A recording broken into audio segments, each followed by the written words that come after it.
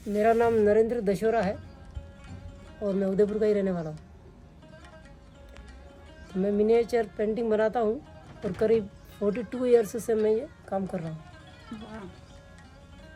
तो पिछवाई पेंटिंग से हमने सीखना स्टार्ट किया था और उसके बाद में धीरे धीरे समय बदला तो मिनिएचर का ज़्यादा क्रेज़ आया तो उसमें भी हम बनाना शुरू किया, तो आज उसी में काम कर रहे हैं। ओके। पिछवाई पेंटिंग क्या है?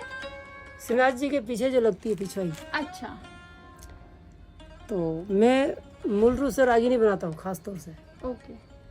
राग रागिनी रागपुत्र संगीत में जो होते हैं हाँ। तो उनकी कोई गीत होता है तो उसको पेंटिंग पर ढाला जाता है, उसके जो जो वर्णन होता है वो सारा इसमें आता है। पेड़ कैसा, एक्सप्रेशन कैसे है, किसके साथ हिरन है, मोर है, जो भी है, तो उनके साथ पेंटिंग्स बनती है और वो रागिनी कहलाती है। और राग और रागपुत्र ये भी होते हैं दो। तो राग जेंट्स होता है उसमें, और रागिनी में लेडीज़ का बनता है, और रागपुत्र में टीनेजर्स पेंटिंग्स में जो फिगर होते हैं वो होते हैं। ओके। तो अच्छा, राग रागिनी और रागपुत्र, उसमें क्या होता है कि राग है वो गीत गाता है, रागिनी उसके साथ म्यूजिक इंस्ट्रूमेंट के साथ संगत करती है, जो भी इंस्ट्रूमेंट बजाती है, और रागपुत्र उसके साथ आलाप देते हैं। ओके। तो ये इस तरीके से अलग अलग पेंटिंग्स बनती है। ओके। तो टीनेजर्स लव सीन लगभग बने हैं उसमें आपके रागपुत्र में, ओके। और सिंगल भी है लेकिन अधिकतर वही है। ओके। और अलग अलग सब्जेक्ट भी है उसमें बहुत सारे, करीब 72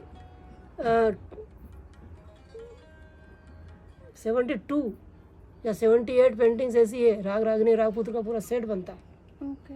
तो उसमें से मैं 12 रागिनी का सेट बनाता हूँ, ओके। और वो इसमें सोना चांदी सब यूज़ होता है। अच्छा। तो लोग कहते हैं कि भाई आपका ये मास्टर वर्क है, तो किसी को पूछ लिया मैंने कि मास्टर वर्क क्या होता है, हम तो जानते नहीं, हम तो एक यूँ समझिए आपके सरस्वती की आराधना है ये।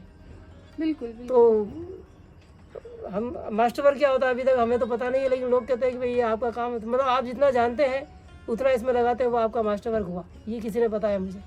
तो ये तो है, ये दिल की जो जितने भी है लगा ही रहे, जितना आता है सब करते हैं इसमें, और अच्छा बनाने की कोशिश करते हैं। तो ये पेंटिंग, अब मैं इसके बारे में बता रहा हूँ। पेंटिंग चलिए मुग़ल काल से, तुर्की मुग़ल ऐसे इंडिया में लाए थे मिनिएचर आर्ट को, उनके अपने बेस रहे होंगे, लेकिन मुग़ल काल में ये बहुत ज़्यादा चला, प्रचलन में आया, और उसके बाद में आर्टिस्ट ज़्यादा से ज़्यादा पैदा होते रहे। तो वो उनके अपने सब्जेक्ट बनवाते थे उसमें, किसी को दान देना है, किसी को सजा देना है, हंटिंग्स का है, अपने पोर्ट्रेट्स है एम्परर के, तो वो पेंटिंग्स अधिकतर बनती थी। जहाँ तक मुझे नॉलेज है इतना ही ध्यान है मुझे, और भी कुछ बनता होगा। उसके बाद में धीरे धीरे ये मिनिएचर आर्ट बहुत फैलने लगा, तो हर स्कूल में बनने लगा शैली में। वो मुग़ल शैली रह गई, उसके बाद में हर शैली में बनने लगा। तो हमारा ये मेवाड़ शैली है, और अब मेवाड़ तो रियासत थी, तो अब उदयपुर स्कूल या शैली भी बोलते हैं इसको, क्योंकि मेवाड़ को कम जानते होंगे लोग, लेकिन उदयपुर सिटी को तो सब जानते हैं, वर्ल्ड फेमस है। तो उदयपुर स्कूल ही कह सकते हैं इसको। और स्कूल में स्कूल उस पर डिपेंड होता है, आपका चेहरा है, ड्रेस है, पेड़ है, बैकग्राउंड कैसा है, आपका कलर स्कीम है, उस पर सारा आपका वर्कमैनशिप के ऊपर आपका स्कूल डिपेंड होता है। तो हम तो एंटीक लुक में बनाते हैं, क्योंकि हमें सिखाया ही गया शुरू से, लेकिन अभी थोड़ा तड़क भड़क का है, मतलब बहुत फास्ट कलर की डिमांड है, लेकिन हमें वो अच्छा नहीं लगता है, तो हम हमारे हिसाब से ही बनाते हैं। ओके। तो मुग़ल काल में पेंटिंग बनती थी फैब्रिक कॉटन पर, आइवरी पर, और हैंडमेड पेपर। ओके। तो आइवरी पर तो बैन हो गया, तो वैसा एक सिंथेटिक आइवरी बोलते हैं उसको, ऐसी उस पर बनाते हैं पेंटिंग। जो ये एक्रेलिक शीट, वो सामने ऊँट जो पड़ा है, जो ये कैमल है। हाँ कैमल। तो एक्रेलिक शीट पर है, और सिंथेटिक आइवरी भी बोलते हैं लोग इसे। ओके। तो रिफ्लेक्शन आ रहा है। हाँ, बाद में किसी का कर लेगा। हाँ। तो आइवरी पर बैन हो गया, हाँ। और फैब्रिक कॉटन पर उस वक्त कम हो गया था। कारण ये रहा कि पेंटिंग बनती थी, अच्छा उस वक्त जो कपड़ा बुनते थे वो मोटा बुनते थे, क्योंकि धागा मोटा होता था, हैंडमेड कपड़ा होता था। तो आप विचार कीजिए कि जब मतलब उसको बुनेंगे कपड़े को तो ऐसे धागे और ऐसे खड़े डालेंगे, तो जब मोटा कपड़ा होगा तो छेद छेद सा आएगा, बोरी का तप्पड़ जैसा। हाँ हाँ, तो उस पर क्या होता था कि ये जो आपको बताया गया वहाँ ये अंदर घुस जाता होगा। पे, हाँ अब वो जैसे चलाएंगे जूट हो गया। चलाएंगे हाँ, तो चलाएंगे तो ऐसे लहराता वो चलेगा, हाँ, तो उससे वो नहीं होता था। तो उस पर क्या करते थे वो लोग कि खड़ी मिट्टी का लेप लगाते थे पहले। अच्छा पहले पेंटिंग। लेप, हाँ हाँ उसको भी उस वक्त फेविकॉल नहीं था, हाँ, तो केमल फेड यूज किया जाता था। ओके, उसको गर्म करेंगे तो पिघलेगा केमल फेड, अच्छा, तो उसको पिघाल के और उसमें मिलाते थे, हाँ, बड़ा पीसते थे सिलबट्टा पर, और उसको एकदम ऐसा दही जैसा बना के उस पर लगाते थे। लेप कर तो स्मूथ हो जाता। उसके बाद में पेंसिल स्केच, और फिर ये जो ब्रश था उसे एनाटॉमी सही करते थे। तो हुआ क्या कि पेंट, अच्छा स्टोन कलर्स भी यूज करते थे जैसा आपको पता ही है।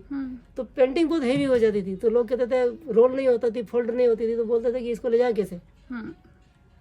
तो उस पर क्रेज धीरे धीरे नहीं के बराबर हो गया था। लेकिन जब कपड़ा वापस बारीक बनने लगा, मशीन मेड, तो अभी चलता है थोड़ा, लेकिन क्रेज कम हो गया उसका। बड़ी बड़ी पिछवाइयाँ श्रीनाथ जी की वगैरह उसी पर बनती कॉटन पर। ओके, तो ये तो मेरा फैब्रिक कॉटन पर क्यों हुआ उसका बताया। आइवरी पर बेल और हैंडमेड पेपर वो बनता था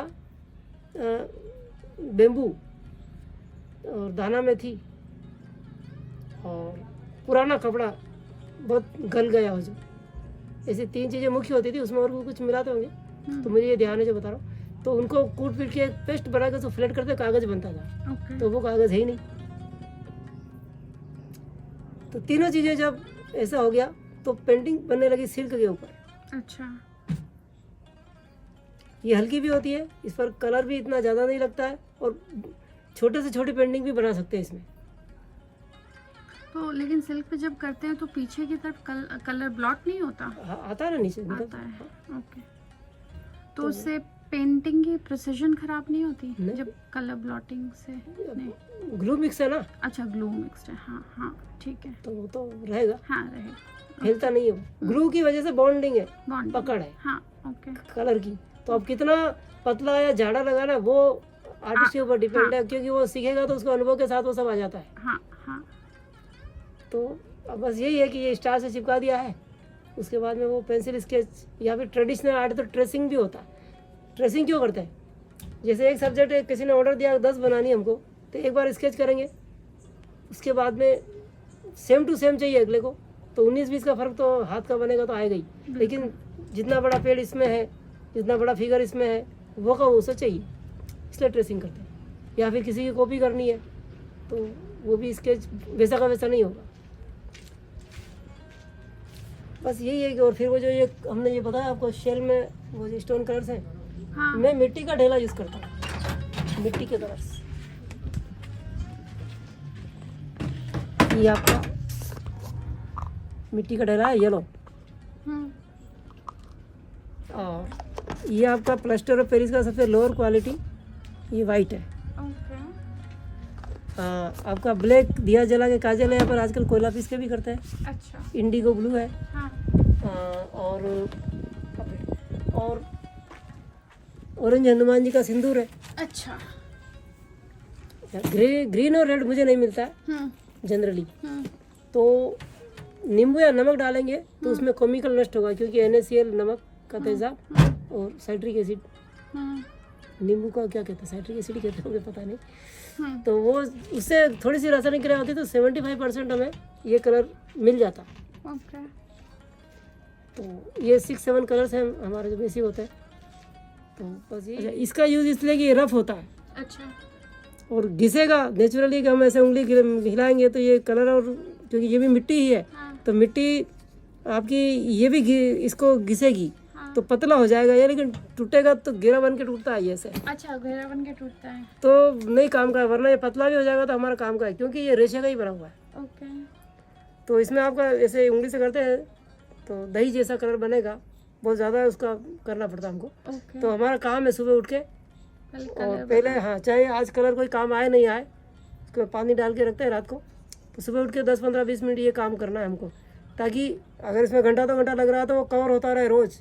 ओके, क्योंकि जब घिस जाएगा और बारीक बन जाएगा तो फिर मोटा होने से तो दिन पर दिन वो बारीक ही बनेगा। तो ये हमारा तरीका है कलर बनाने का।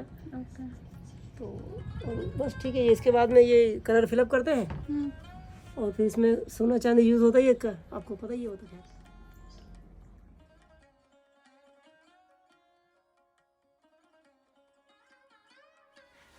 स्टोन कलर्स हैं, सारे नेचुरल पिगमेंट्स हैं। इसमें नंबर ऑफ फिगर्स हैं, ग्रुप ऑफ फिगर्स हैं। फाइन डिटेल्स है, देखिए फेसेस में, कॉस्ट्यूम में, बैकग्राउंड में। बैकग्राउंड देखिए कितना फाइन डिटेल वर्क है।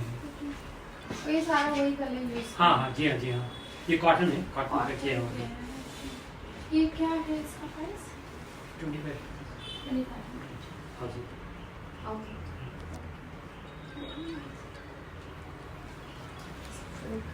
हम इसको शूट करो ना, आप पेंटिंग का मत लीजिए, पेंटिंग